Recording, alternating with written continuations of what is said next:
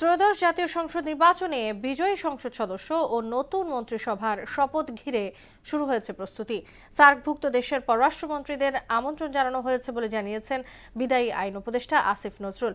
নতুন সরকার শপথ নেওয়া পর্যন্ত অন্তর্বর্তী সরকারের উপদেষ্টারা দায়িত্ব পালন করবেন বলে জানিয়েছেন পরিবেশ উপদেষ্টা সৈয়দা রিজওয়ানা হাসান। আরও জানাচ্ছেন তরিকুল ইসলাম। একবারে বলি, আজকে আমাদের একটা বিদায়ী বৈঠক। আগামী মঙ্গলবার সকালে বিজয়ী সংসদ সদস্য এবং বিকেলে নতুন মন্ত্রিসভার শপথ অনুষ্ঠিত হবে। সচিবালয়ে সাংবাদিকদের তথ্য জানান অন্তর্বর্তী সরকারের বিদায়ী আইন উপদেষ্টা আসিফ নজরুল। এ সময় শপথ অনুষ্ঠানে সার্কভুক্ত দেশগুলোর পররাষ্ট্রমন্ত্রীদের আমন্ত্রণ জানানো হয়েছে বলে জানান তিনি।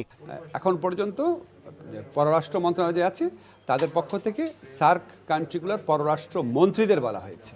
এদিকে নতুন সরকার শপথ নেওয়া পর্যন্ত অন্তর্বর্তী সরকারের উপদেষ্টারা দায়িত্ব পালন করবে বলে জানিয়েছে পরিবেশ উপদেষ্টা সৈয়দা রিজওয়ানা হাসান।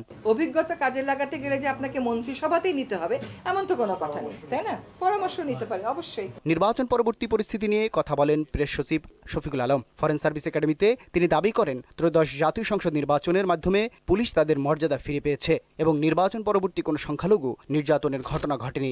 ইতিহাসের এটা একটা সেরা ইলেকশন হবে এবং সেটাই হয়েছে এবং এটা একটা স্মরণীয় ইলেকশন হয়ে থাকবে।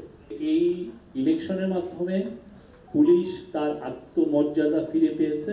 এ সময় হাতিয়া আলোচিত ধর্ষণের ঘটনার তদন্ত কমিটি গঠন করা হয়েছে বলেও জানান প্রেস সচিব। জনজীবনে স্বস্তি ফিরিয়ে আনার জন্য এই আইনগুলো করা হয়েছে। তরিকুল ইসলাম, মোহনা সংবাদ, ঢাকা।